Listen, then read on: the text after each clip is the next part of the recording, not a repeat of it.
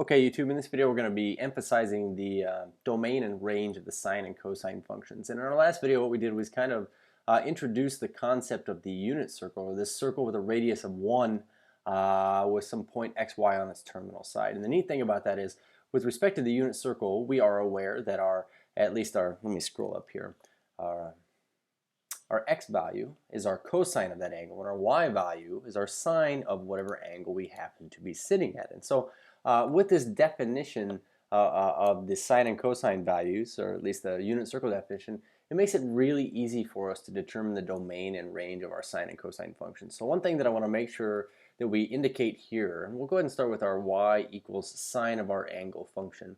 The thing that I want to emphasize essentially is this: when we talk about domain or range, we're talking about input and output, and usually we have like an x and a y. In this case we have a t and a y, where t represents our angle.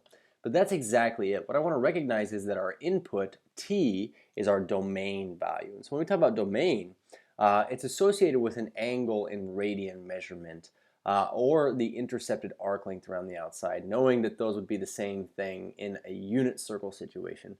But essentially what I want everybody to recognize is that our input here, our domain, is just an angle. And so with respect to sine and cosine, we know that the cosine of the angle is the x value, and the sine of the angle is the y value. So with respect to domain, I want you to know that all angles, any angle you want, we could go around forever and ever and ever and ever and ever and ever and ever and ever. Maybe we have a point that that goes through this terminal side here, and there'd be some point xy on the terminal side.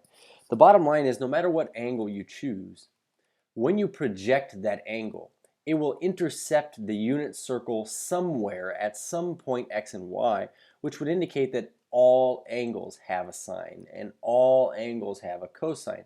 So that being said, we could say that the domain of the sine function and cosine function is negative infinity to infinity, because all angles have a cosine value and all angles have a sine value, and we can easily see that here with respect to these. Now when it comes to range, the other important thing I want to point out here is this: the range is the y value in either of these instances here. But the y value, we say y equals the sine of an angle here, y equals the cosine of the angle. But the y value here is kind of like our output, or our trig function value. So the interesting thing is, when we talk about the unit circle, we say that the y values represent our sine values and the cosine values represent our x values. So now, the thing here is that the cosine value itself is the x value, and the sine value itself is the y value here, or the output value. So the value of these trig functions represents the range, or the output, of these two functions that you see here. What you get for sine, or what you get for cosine, is what the y value equals. So when we look up over here, what I want everybody to see is essentially this: the biggest that sine ever gets, since sine is the y value on the unit circle here, the biggest sine ever gets is 1, and the smallest it ever gets is -1.